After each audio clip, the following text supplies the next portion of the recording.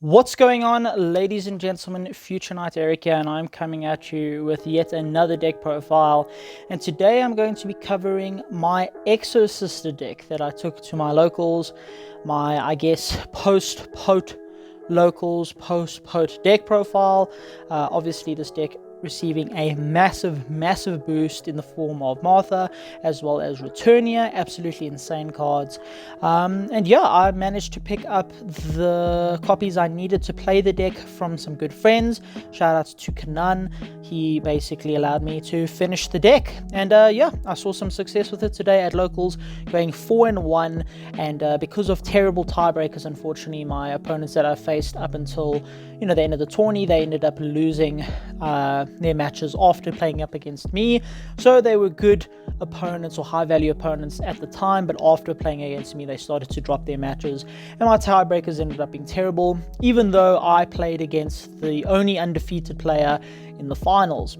But that's neither here nor there. I cannot be upset with who came first. I didn't even see him in the tourney. So yeah, but I'm very happy with the deck. Quick tournament report. The only loss I had was in round 1 against Flanders. Game 1, there was a surprise nib that he dropped on me, couldn't play through it, and then game 2 I just didn't see a single Exosister monster, which is just terrible. Then round 2 was against VW. I took that match 2-0. Shifter shuts that entire deck down. Round 3 was against Shadol. Dogmatica invoked Tier Elements.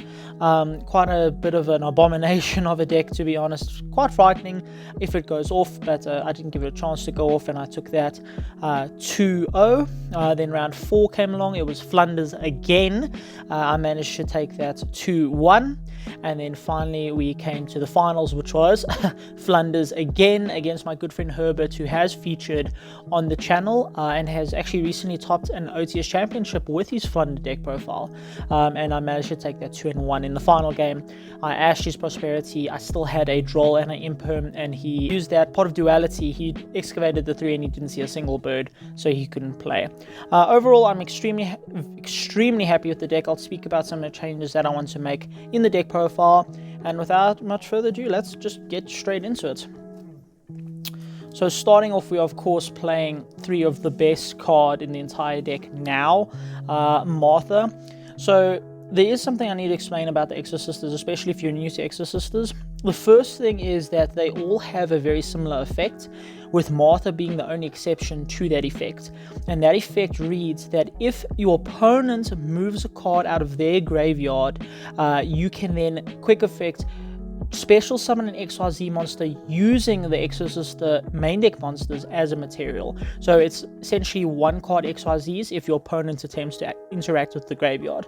So whether it's, bringing something back, shuffling something back, banishing something, that's all interacting and moving cards in the graveyard, which triggers them. Now, where Martha's difference is, she says whenever a card in either graveyard is moved. Alright, so why that's different is, firstly, your opponent doesn't have to be the one that's moving the cards to be able to trigger to special summon XYZ on top of her. But also, you can then set up certain boards where you can set up disruptions before your opponent even does anything, which is really awesome. I'll even show a little bare bones combo where if you open just Martha, how you can end on Magnifica, which is extremely awesome.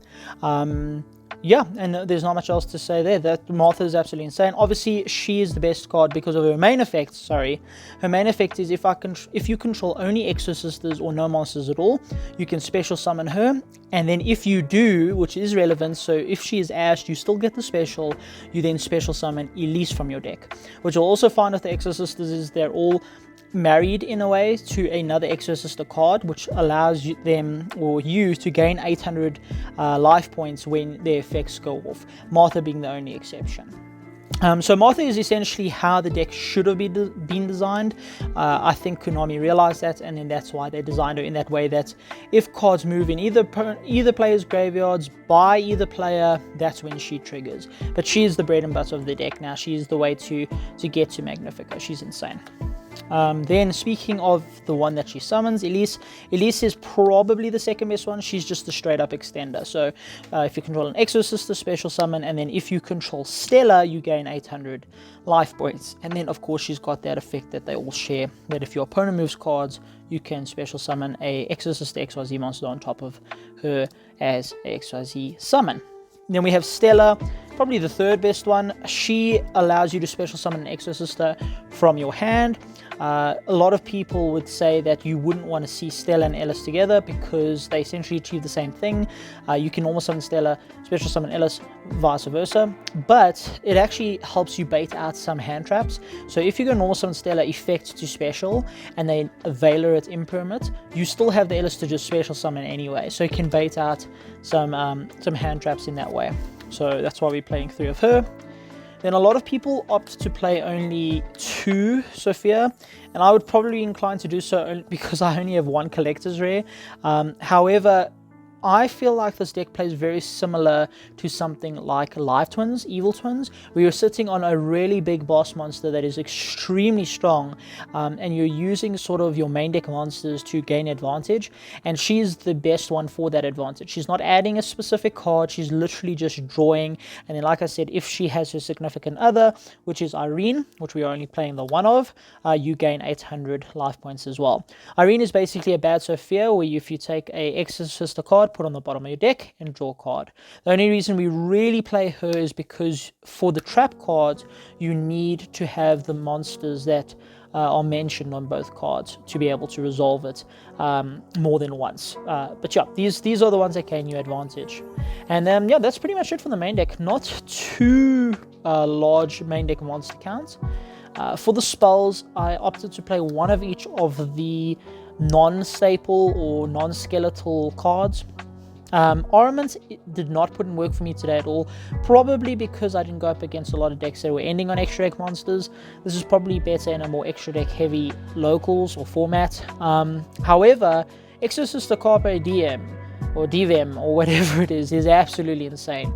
A prohibition that you can trigger pretty much every turn to protect your cards is absolutely wild. The fact that they can't activate those cards on field is insane, and it's spell and trap removal, which is very, very awesome. I am actually thinking about bumping this up to 2. It is a brick, I mean it doesn't do anything in a vacuum, but to be honest neither does this one, unless there's some significant setup. And then of course we are playing the 3 Rota / E-Telly.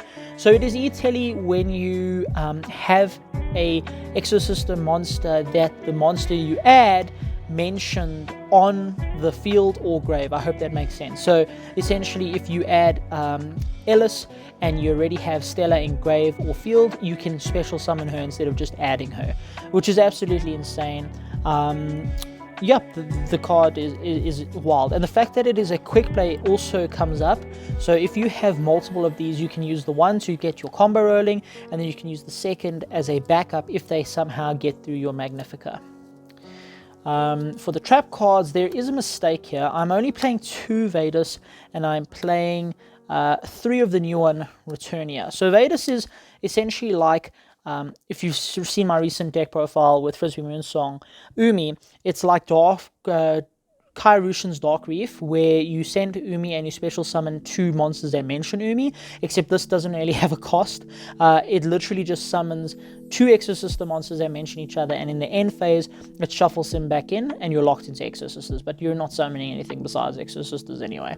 So essentially why this card I think needs to be bumped up to 3 is because if you draw subpar hands, or if you draw if your board gets broken and you set this and they pass it back to you and they haven't killed you, you can activate it and then go full combo again just off the 1 card, which I think is extremely, extremely important. Also, it allows you to get into your Sophia and your Irene quote-unquote combo where they're with each other. You can gain some life points there, and you can gain you draw a card as well as basically recycle an Exosister card that might be dead in your hand. So I do think Vader should go to 3.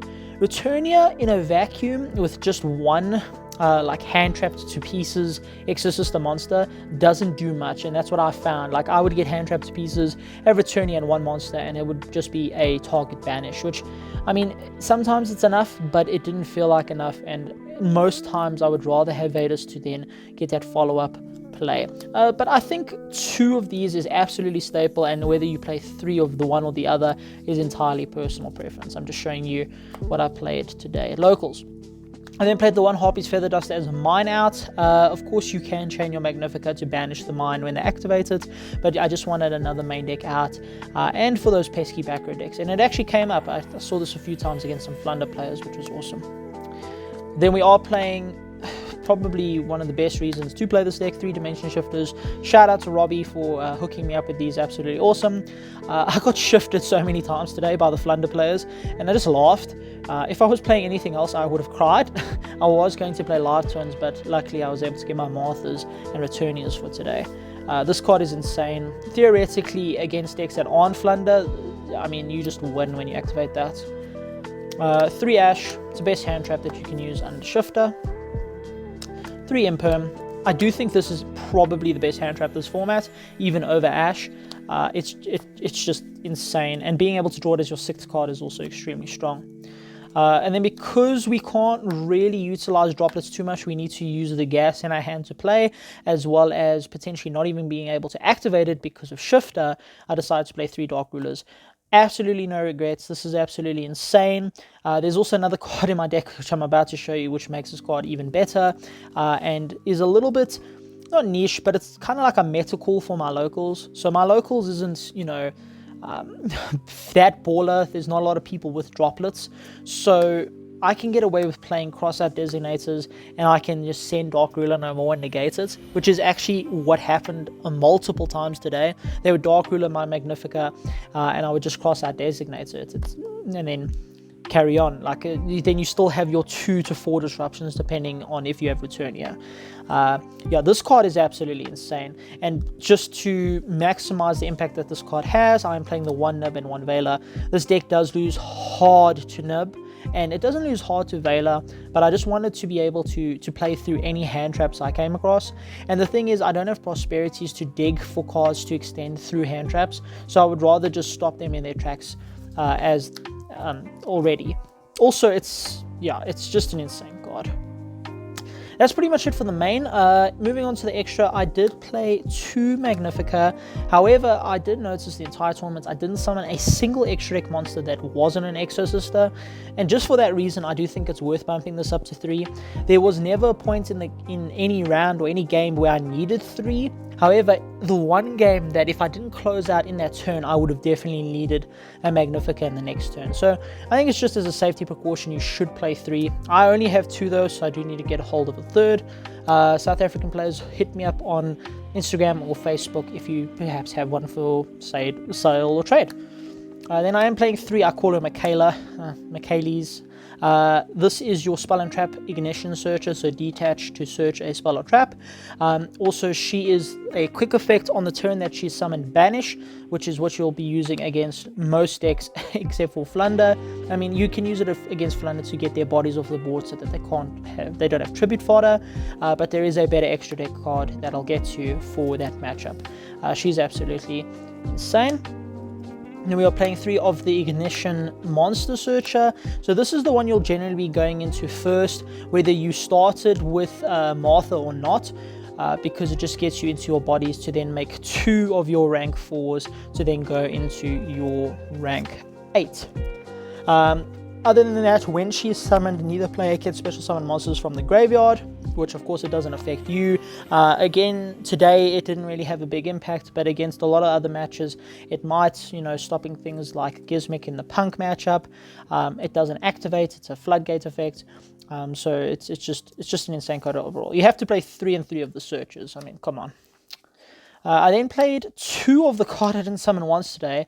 This is essentially Abyss Dweller. When she's summoned, neither player can activate card effects in the graveyard, and then she is the ignition during your own turn to basically do the same thing, just Abyss Dweller. Not a quick effect, but I mean, when she's summoned, essentially, she is a quick effect. Then I played the 1 Gibberine, or Gibby. This card I definitely need to bump up to 2. This is your, essentially, infinite impermanence. This came up against Flunder a lot. So if I had enough gas, or I didn't need to go into my Michaela to search for a spell or trap, I would end up just making this with my Magnifica over, so that when my Magnifica was done resolving, I would have the monster negate to stop their normal summon or their additional normal summon after using map. She's insane. Also, the buff is absolutely wild, and she's got 2-8 defense for like no reason. It's just insane. And then for the cards that aren't Exosisters that I didn't summon once, it was Lina, Nightmare Unicorn, Baguska, and Zeus. I do think Baguska and Zeus should definitely stay in the deck. There were a few times I probably wanted to summon this, but I didn't need to. Baguska is really good if, for whatever reason, you can't do your full Exosister plays. Sometimes making this literally is enough, like against Flunder, and I think even against stuff like Sprite, it is enough.